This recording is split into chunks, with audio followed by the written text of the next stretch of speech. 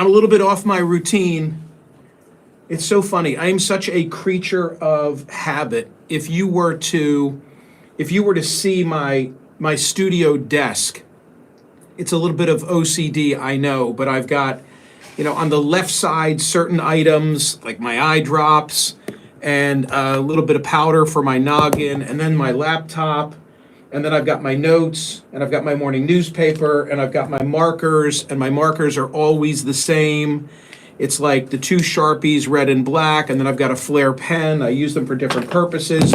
My phone is here, my earpiece is here, and in similar fashion, every Saturday, like I get up at the same time, I get up at 4:30, I leave at the same time, I go to the same Wawa, and they did not have decaf today. And so it caused me in Center City to have to scramble and go to another place, and it just has thrown off my rhythm. So let me try and get it back. Let me begin by saying thank you, Parks Casino. I have to say, I love Parks. I go there. I'm not a huge gambler, but I love the entertainment. I love the food, and it's just nice to be out. And the other night, on debate night, we had such an extraordinary, this is YouTube. We did it on Zoom so that I could see faces. And we had such an extraordinary night. We tapped out. Truth be told, we weren't sure how many people would participate. And within 1 minute, we were at our 1,000-person capacity. So we're going to do it again with more opportunity. But that's all because of Parks Casino sponsorship. So I'm really grateful for each and every one of these exchanges, particularly for what happened on Thursday night. And so much has occurred since then. If you've got nothing to do this weekend, why not Parks Casino? Go visit them in person or take Parks Casino with you at the beach, on the boat, at the lake, in the Barca-Lounger, in the backyard, wherever you are. Because right on your phone, as I do, you can play your favorite casino games with live dealers. Kind of freaky the first time. You're like, this looks like it's, something AI generated. And it's like, oh, she's speaking to me. This is a live dealer. Make your downtime fun time is what I'm saying. Play with a live dealer in the online casino, the sports book. Live bets while you watch the game on the Play Gun Lake online casino and sportsbook app. All the action and excitement from the casino right at your fingertips at home, wherever you are. It's safe, it's simple, it's easy to use. Play Gun Lake for Michigan. Play Gun Lake is the only app that I use in Michigan and that I recommend. They've got a great deal for new users. You can get up to $1,000 casino bonus back if you're down in the first 24 hours. The casino bonus has to be wagered. PlayGunLake.com for all the details. Got to be 21, and in Michigan, it's reciprocal. They're all under the same Parks umbrella, which is why I'm talking about Parks as well. Gambling problem, call 1-800-GAMBLER. You love to play, you play to win, you bet. Play Gun Lake Live. All right, so where the hell do I even begin? I think I'll approach it this way. We saw what we saw on Thursday night in the debate, right? Talked about that on radio on Friday. I take no glee in sharing my candid observations of what we saw, but as I'm going to make clear on CNN today, it was not a one-off, right? In fact, here's the way that my commentary, I may tweak it, but this is the way that I'm going to begin my commentary on CNN. And I know that a lot of people won't appreciate my candor, but this is what I'm going to say. Robert Hur warned us. Thursday night was not just another poor first debate performance by an incumbent president, a la Reagan in '84 or Obama in 2012. They both rebounded from rust. Nor was it akin to President Ford, who offered a single poor response about Soviet domination of Eastern Europe, or Papa Bush looking at his watch. This was not a one-off. Instead, what ails Joe Biden cannot be fixed, and eventually it comes for us all. That's the way I'm going to begin my commentary. And I'm bolstered in my thinking by brand new reporting today in the Wall Street Journal. Annie Linsky, who is the lead author of several, will be my guest. You might remember on June 4, the Wall Street Journal, and Annie participated in that reporting as well, wrote a story and said, hey, behind the scenes, there are a lot of accounts of Joe Biden's mental acuity not being what you'd hope.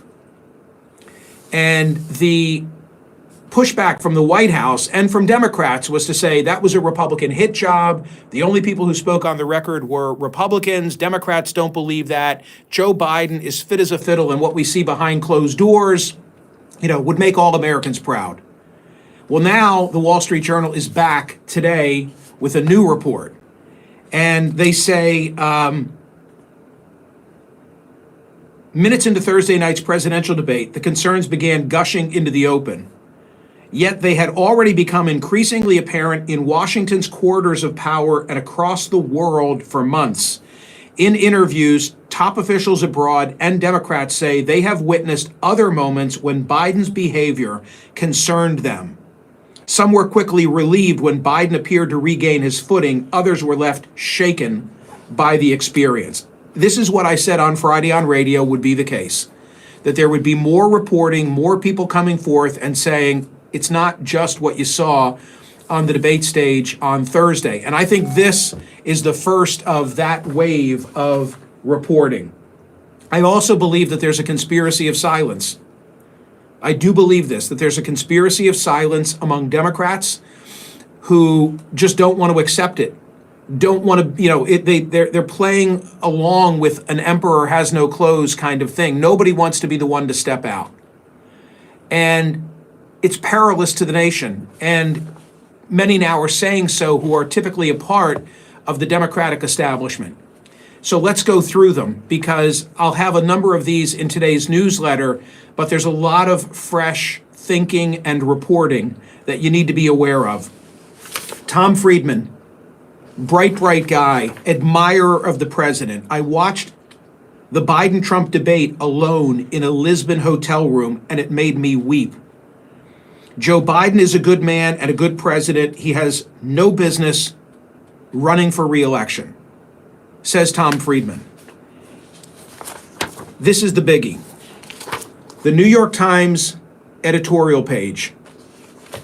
To serve his country, President Biden should leave the race. I'm going to say on CNN today, this is akin to Walter Cronkite editorializing against the Vietnam War and catching the ear of President LBJ. It's the moment when LBJ realized he'd lost middle America.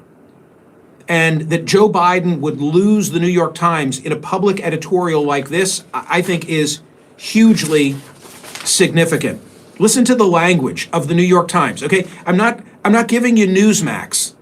I'm not giving you Fox News. I'm not quoting Hannity. It's Tom Friedman. It's the New York Times who are sounding the bell.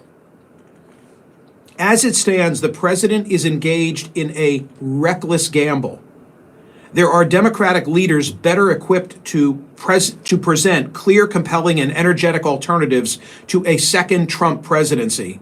There is no reason for the party to risk the stability and security of the country by forcing voters to choose between Mr. Trump's deficiencies and those of Mr. Biden. New York Times lead editorial. David Ignatius in the Washington Post. And remember, it was David Ignatius who wrote in September a column back in September, headlined, President Biden should not run again in 2024.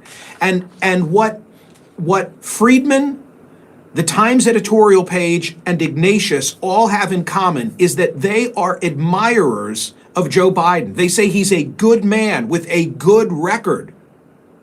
But we can't run the risk of what we saw Thursday night going up against Donald Trump, because Trump poses an existential threat to democracy in the country. And in Ignatius's case, he says it's selfish. Biden and his inner circle persisted, driving on toward Thursday's disastrous televised debate, which vividly portrayed the failings the country had already detected. How did this happen? What was the combination of moral conviction, personal confidence, and selfishness that propelled Biden, despite the risks, toward his decision to seek another term? And he calls out the Biden family, and in particular, Jill. Biden's family has played a central role, says David Ignatius, especially his wife, Jill. When my column appeared last September, I was told by people who knew the Bidens well, that the president was angry, but that the first lady was irate. She's his protector and advocate, always.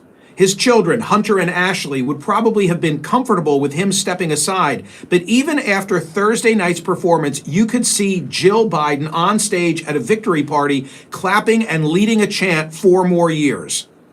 Loyalty is admirable, except when it disserves people we love. Hang on, I got to circle that. I might want to quote that as well. So, look, these are people who respect and admire Joe Biden, think that a healthy Joe Biden is far superior to Donald Trump, and they're calling this out and saying something's got to be done. Okay, well, what has to be done? There's 7+ weeks on the clock before the Democratic National Convention. A contested convention could right this ship. That would take Joe Biden deciding not to run for re-election. He showed no sign of doing so in that post-debate rally yesterday. President Obama rallied to him. Others did publicly. Privately, I think it's a much different story. But imagine the excitement that could come from a contested convention where Biden frees up his delegates, and in Chicago, old school, people compete, including Kamala Harris, for the Democratic nomination. And as I said on radio yesterday, be careful what you wish for, Donald Trump, because from that process could be a stronger opponent to run against Trump. Trump may have won the battle Thursday night, but lost the war. And you're saying, okay, Michael, who? That brings me to Aaron Blake, Washington Post. He's got 10 options for the Democrats. Kamala Harris, Gretchen Whitmer, Pete Buttigieg, Josh Shapiro, Jared Polis, Gavin Newsom, Raphael Warnock, Michelle Obama, never happened, Amy Klobuchar, Andy Beshear. They've got a bench. And the last thing that I'll say about this is that I'm fully prepared for the usual criticism that I will get in social media today from people who say, like, oh, how can you advocate this? How can you're helping Trump? You're helping Trump. To which I will say, go stick your head back in the sand.